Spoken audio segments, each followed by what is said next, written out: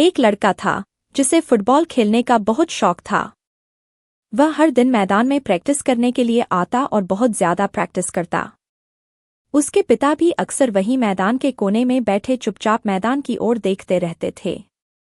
उस लड़के की लगन को देखते हुए स्कूल के कोच ने उस लड़के को स्कूल की टीम में शामिल तो कर लिया, लेकिन उसकी 12वां खिलाड़ी यानी एक एक्स्ट्रा प्लेयर के जगह में रखा। कुछ दिनों बाद जब स्कूल के मैच शुरू हुए तो लड़का क्वार्टर फाइनल और सेमीफाइनल के दौरान 4 दिन हो गए लेकिन वह मैदान में पहुंचा ही नहीं। लेकिन फाइनल मैच के दिन वह मैदान में पहुंच गया और अपने कोच से जाकर कहा कि सर, आपने हमेशा मुझे अपनी टीम में एक एक्स्ट्रा प्लेयर के जगह पर रखा है, कभी भी मैं टीम में खेलने का मौका ही नहीं दिया। लेकिन प्लीज आज मुझे खेलने का एक मौका जरूर दें। उसके कोच ने उस लड़के की बात सुनी और कहा कि सॉरी बेटा, मैं तुम्हें यह मौका नहीं दे सकता क्योंकि टीम में तुमसे अच्छे खिलाड़ी मौजूद है। और वैसे भी यह फाइनल मैच है, स्कूल की इज्जत दांव पर लगी है। मैं तुम्हें यह मौका देकर आज के दिन कोई भी रिस्क नहीं ले सकता। लड़के ने फिर कोच से कहा कि सर प्लीज आज मुझे खेलने दे और मैं वादा करता हूं कि मैं आज आपके विश्वास को टूटने नहीं दूंगा। लड़के ने बहुत रिक्वेस्ट भी की, यहां तक कि उसकी आंखों में इसी बीच हल्की सी आंसू भी छलक आए। इससे पहले इस लड़के ने इस तरह कभी भी रिक्वेस्ट नहीं की थी। कोच को भी लगा कि मुझे इस लड़के को एक मौका जरूर देना चाहिए। कोच ने कहा कि बेटा ठीक है, आज तुम खेलो, लेकिन एक बात याद रखना, मैंने यह फैसला अपने एक बेहतर फैसले के खिलाफ लिया है और स्कूल की इज्जत दांव पर लगी है। बस मुझे अपने इस फैसले पर शर्मिंदा न होना पड़े।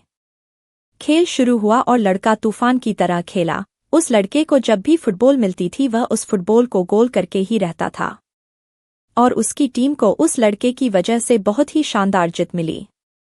मैच खत्म हो गया और वह लड़का इस मैच का हीरो बन गया।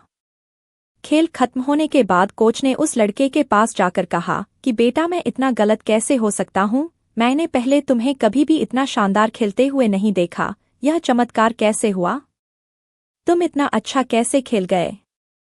उस लड़के ने अपने कोच से कहा, मुझे मेरे पिताजी खेलते हुए देख रहे थे।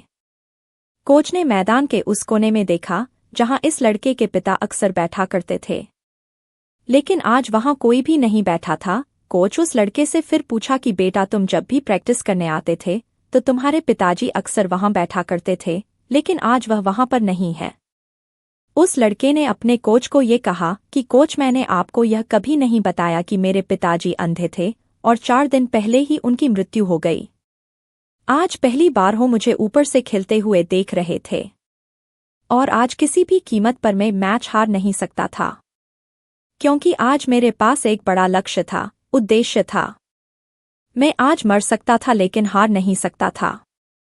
जी हाँ मेरे दोस्तों, उस लड़के के पास जीतने की एक बड़ी वजह थी, एक बड़ा रीजन था।